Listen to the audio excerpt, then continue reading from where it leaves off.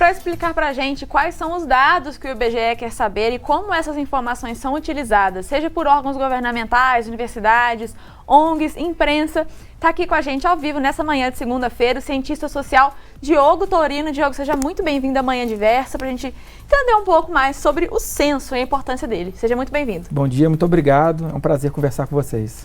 Então, antes a gente entender o que é o IBGE propriamente, o censo propriamente dito, explica pra gente o que é o IBGE. O IBGE é um órgão do Estado, é uma autarquia do Estado, que funciona para produzir dados sem os quais o Estado não consegue gerir, né? Sem os quais o Estado não consegue pensar, construir políticas públicas que vão da educação à saúde, ou seja, então ele é um órgão estatal, ele tem essa finalidade de produzir inteligência para direcionar as ações de governo. E esse órgão, então, é responsável por esse censo que acontece de 10 em 10 anos. A gente teve aí um atraso por causa da pandemia, mas está sendo realizado agora. E para a gente entender o que é esse censo, quais as informações que ele busca aí? Esse censo é a pesquisa mais importante que a gente tem no país, não é? Ele já vem há alguns anos que ele é realizado a cada 10 anos, ele é decenal. Esse atraso é um atraso muito sério, assim, para a gente conseguir organizar as nossas informações, mas também é importante que se diga que não é a primeira vez que isso ocorre, né? Entre os anos 1910 e 1930 o censo não aconteceu, se eu não me engano, em 1990 o censo foi adiado para 1991, foi um ligeiro atraso que a gente teve. Agora, diante dessa situação excepcional, que foi a pandemia de Covid-19, o censo teve que novamente ser atrasado. É claro que isso é delicado, porque cobra da equipe de estatísticos, da equipe de pesquisadores do IBGE, um cuidado maior na parametrização dos dados, né? Mas é por meio dessa pesquisa que a gente sabe qual é o retrato da população brasileira nesse momento, né? Que desde a sua partição de gênero, né? Homens, mulheres, desde a sua autodeclaração de cor e raça, né? Até portadores de necessidades especiais, cadeirantes, portadores de dificuldade auditiva, ou seja, isso é por meio dessa pesquisa que a gente tem esse retrato. E o censo ele faz ali várias perguntas, algumas aí que você já deu alguns exemplos, mas quais que são aí os dados que o censo busca coletar? Olha, o censo, ele vai, o que as pessoas vão ver, elas já estão ouvindo isso demais, às vezes a gente repete, fica um pouco exaustivo, mas é importante para que todo mundo tenha tranquilidade com o que vai acontecer nas próximas semanas, né? Mas o censo basicamente tem 2 questionários. Um questionário que é chamado de questionário básico, que gira em torno de 26 perguntas, e o questionário da amostra, que é um questionário mais detalhado, mais delicado, em torno de 77 perguntas.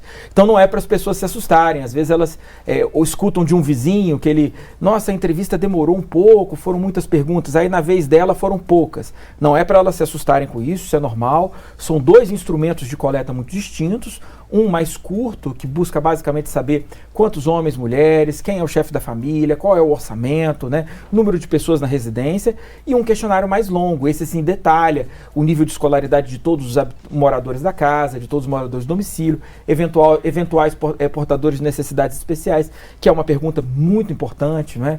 Ou seja, como é que o Estado vai, por exemplo, saber da necessidade de calçadas, de rampas de acesso, se ele não tem uma dimensão de qual é o número de cadeirantes que existem? Então essas são as questões que vão direcionar o Estado na hora que ele for construir as políticas públicas. E a gente viu na matéria um recenseador explicando, né, esses cuidados que a gente tem que ter quanto a golpes, enfim. Como é feita essa escolha, essa seleção dessas pessoas que vão aplicar, então, né, essas pesquisas? Essas pessoas são recrutadas por meio de uma chamada pública, são muito bem treinadas, não é? Ou seja, o processo de treinamento do IBGE é um processo muito cuidadoso, que recentemente vem sendo incrementado por meio da adoção de dispositivos eletrônicos, que é algo que não existia, por exemplo, vamos colocar 2 censos atrás, né, onde o questionário ainda era feito na base do papel, né? Agora isso se sofisticou, agora as coletas já são feitas por meio de dispositivos eletrônicos, o que permite um monitoramento interativo de por onde o pesquisador está transitando, qual é o tempo médio de presença dele na casa das pessoas. Então é muito importante a população ter o conforto de que é necessário que ela responda, inclusive do ponto de vista do amparo legal, e de que ela tem canais, ela tem instrumentos por meio dos quais ela pode averiguar se aquilo é ou não golpe. É claro que as pessoas devem tomar cuidado, devem se proteger, sempre prestar atenção na caracterização do pesquisador, no uso do colete, no uso do boné, no uso do crachá, na possibilidade de, por meio da internet, por um número de 0800, averiguar se aquela pessoa é mesmo um funcionário do IBGE, né? Então esses cuidados eles são necessários, mas vamos torcer para que tudo corra bem, né? Ou seja, essa pesquisa é muito importante. Nós que trabalhamos com ciência dentro e fora da universidade, estamos muito ansiosos, porque esse atraso, ele dificulta muito, né? Eu falei muito do Estado, de como que o Estado direciona as suas políticas públicas, mas não só, acho que toda a inteligência que se produz sobre o país depende muito dos dados do censo, né? Nós, no interior da universidade, precisamos dessas informações. Diogo, a gente vai para um rápido intervalo, mas na volta do bloco a gente continua a entender um pouco mais sobre o censo, a importância dele, como que é, né, feito exatamente essa coleta desses dados, para que eles são utilizados. Então você aí de casa não sai daí que a gente volta já já, mas se você tiver alguma pergunta sobre esse assunto, já sabe, é só mandar para o nosso WhatsApp que aparece na tela para você. Agora são 11 horas e 30 minutos e a gente volta já já.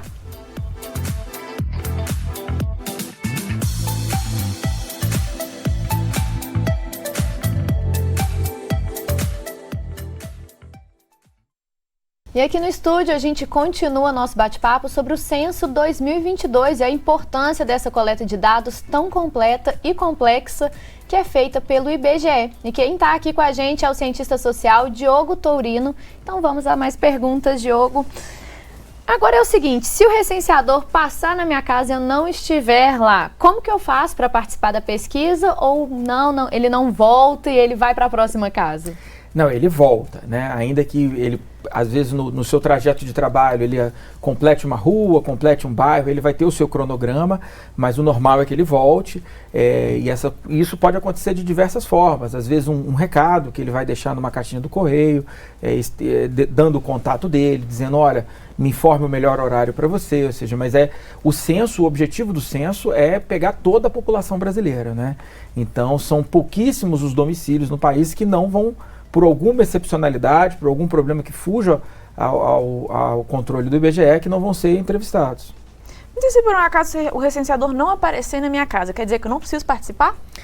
Bom, vocês precisam participar, né? Ele não ter aparecido é algo que pode ter, como eu disse, ou seja, às vezes ele foi uma vez, foi outra, às vezes ele foi sucessivas vezes e não conseguiu estabelecer contato com aquela pessoa em particular. São casos muito excepcionais, né? Porque o censo é pensado no seu cronograma de trabalho com várias rodadas, os recenseadores eles têm uma determinada quantidade de domicílios a serem cumpridos e dentro do seu cronograma, no calendário estabelecido pelo IBGE, a ideia é que vocês vão ser entrevistados em algum momento. E as pessoas em situação de rua, elas também fazem parte dessa pesquisa? Aí há uma contagem especial para elas, né? O censo ele vai nos domicílios, nas unidades domiciliares. A população de rua ela é contabilizada por outras pesquisas que não dessa forma como nós estamos noticiando aqui. Vão focar nessa parcela da população, então. Exatamente. E afinal, o que é feito aí com o material que é coletado durante essas pesquisas? Qual que é a relevância desses dados? De que forma que eles são aplicados? Sem esses dados, eu diria a vocês que nós não conseguimos fazer quase nada no país. Ou seja, pode estar parecendo que eu estou exagerando, mas não é exagero. Ou seja, sem esses dados a gente trabalha no escuro, a gente toma decisões assim intuitivas. São esses dados que dizem para a gente, desde o número de eleitores, que vai, por exemplo, balizar os dados eleitorais, que vão significar aumento ou não do número de vereadores nos municípios, né? Ou seja, a representação é pensada a partir do número da população, né? Há casos de câmaras de vereadores que, entre uma legislatura e outra, ampliam o número de vereadores justamente porque ampliou-se o número da população. Esse é só um exemplo, né? Mas sem esses dados nós não conseguimos fazer nada. Nós não sabemos qual é a situação educacional do país, nós não sabemos qual... vou dar um exemplo assim que a gente viveu de ordem dramática recente, que foi o exemplo da campanha de vacinação. Né? O país já havia feito várias campanhas de vacinação bem-sucedidas, era um modelo disso, e a gente teve recentemente na campanha de vacinação contra a Covid-19, que os olhos de todo mundo estavam atentos a isso, ou seja, esse procedimento aparentemente elementar de saber quantas vacinas eu envio para qual posto de saúde num determinado momento, ele depende de um retrato da população, de eu saber quantas pessoas moram naquele bairro, quantas pessoas moram qual a idade dessas pessoas, né?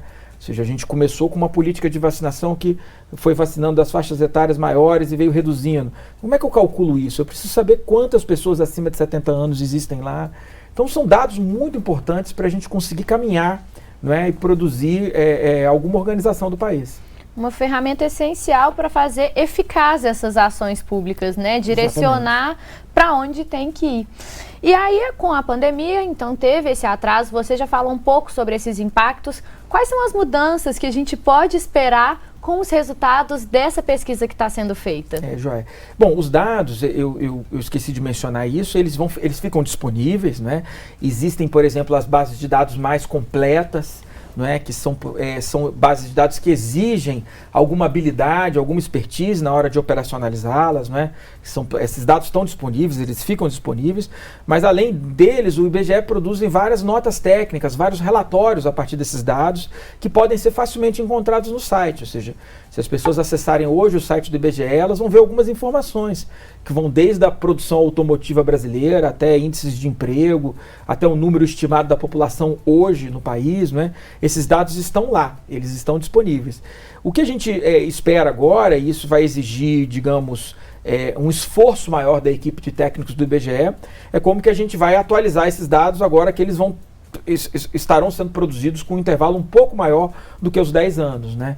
Ou seja, isso tem consequências sim, isso cobra que a equipe tenha cuidado na hora de parametrizar os dados, né? Agora não mais num decênio, agora sim com 12 anos, mas aí o IBGE tem gente para isso, ou seja, a gente tem que confiar que eles têm gente para isso, que desenham os dados amostrais, que trabalham em cima dos dados que foram coletados, para entregar a nós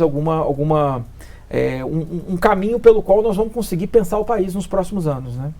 O que acontece se a pessoa se recusar a responder as perguntas ou a receber o recenseador?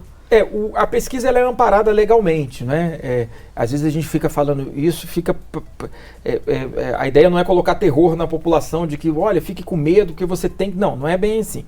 Mas a pesquisa ela é amparada legalmente e ela é sigilosa, é importante que se diga. Ou seja, por exemplo, não há nenhuma conexão entre a pesquisa e, por exemplo, o vazamento de dados da Receita Federal, os dados fiscais da pessoa, né? Ou seja, as respostas que vão se dar para o IBGE não são cruzadas, por exemplo, com declarações de imposto de renda, só para tirar uma dúvida corrente das pessoas, né? Ou seja, as informações que elas vão prestar são sigilosas e são amparadas legalmente, ou seja, por decreto-lei, todas as pessoas são obrigadas a fornecer essas informações para o IBGE. Os dados que serão divulgados, eles são de forma geral, por exemplo, 11 mil pessoas se declararam X, mas não vai ser o dado da pessoa em si, porque aí fica, né, essa dúvida quanto à segurança, sendo que os dados, sim, eles vão ser revelados, mas vão ser revelados de maneira, então, geral? Exatamente, ou seja, não há nenhuma relação entre as pessoas que respondem individualmente e os dados agregados, ou seja, isso não vai acontecer. Ou seja, a gente vai ver várias rodadas de divulgação desses dados, que vão desde o retrato maior até retratos mais detalhados sobre, no bairro X de Juiz de Fora, qual é a partição entre homens e mulheres, por exemplo. Isso vai acontecer, mas nós não vamos ter informações individuais das pessoas. Os dados são sigilosos, isso é importante que se diga, né? E, Diogo, a gente recebeu participação do pessoal de casa do Thales, de Juiz de Fora, que ele pergunta, este ano está sendo perguntada a orientação sexual nesse censo? Olha, isso foi melhorando muito nos últimos anos, né? Ou seja, eu vou dar um dado importante, ou seja, que é, por exemplo, a permissão de que a gente identifique outras marcações de gênero na liderança da família. Isso era uma coisa que não existia. Né? Alguns anos atrás a gente não tinha como, por exemplo, identificar facilmente domicílios que eram economicamente chefiados por mulheres. Isso foi melhorando nos últimos anos, né? Então, o que eu acho que a população pode ficar tranquila é que o censo se preocupa, né, com a adequação dessas perguntas ano a ano, não é, com o objetivo de dar um retrato presente da população, né? Com certeza, a população está em constante mudança e se a gente não faz essa mudança nas pesquisas, a gente está silenciando, porque essa pessoa ela não está aparecendo nesses dados. Então, a importância dessa atualização sempre. Para a gente finalizar, além do censo do IBGE, quais são as outras pesquisas que são realizadas no Brasil que vale aqui a gente colocar para o público e que são confiáveis? Essa pergunta é muito legal, porque o IBGE faz uma enormidade de pesquisas, né? Ou seja, são muitas. Se as pessoas entrarem no site do IBGE e forem lá em pesquisas, elas vão se assustar com a quantidade de levantamentos diferentes. Eu vou citar uma, que talvez seja a mais famosa ao lado do censo, que é a PNAD, né? Que é a Pesquisa Nacional por Amostra Domiciliar, que há alguns anos atrás ela era sazonal e agora ela vem sendo contínua. Ou seja, qual que é o objetivo da PNAD? Eu vou usar uma expressão que pode servir didaticamente, mas que não é muito precisa, é que ela atualiza o censo. O censo é o retrato de 10 em 10 anos. E entre esses 10 anos, algumas outras pesquisas, alguns outros levantamentos mais detalhados, que envolvem, por exemplo, pesar a população e saber qual é o peso médio das crianças, que envolve, por exemplo, tirar medidas e saber o tamanho do pé, não é, o tamanho do quadril, ou seja, que são informações mais detalhadas que não estão presentes no censo, mas que o censo é o grande parâmetro a partir do qual esses outros levantamentos vão permitir com que a gente refine o nosso olhar sobre a população brasileira. 10 anos é muito tempo, muita coisa acontece nesse meio tempo e essa atualização é importante e esse detalhamento, né? Entrar nessas informações que a gente para pensar, nossa, é importante saber qual que é a média do tamanho do pé dos brasileiros para diversos motivos, Exato. né? É importante saber aí como é que tá questões de saúde da população, questões aí, né? Envolvendo peso aí... médio. Exato, o peso médio da população. Isso tudo são informações que alguém, alguma área, alguma empresa precisa dessas informações para conseguir realmente atender ao público. Então, assim, é fundamental e é muito legal a gente saber que a gente pode ter acesso a esses dados. Então, muito obrigada pela sua participação aqui hoje e, né, que realmente a gente possa usufruir desse novo censo esse ano. Eu que agradeço, é um prazer conversar com vocês.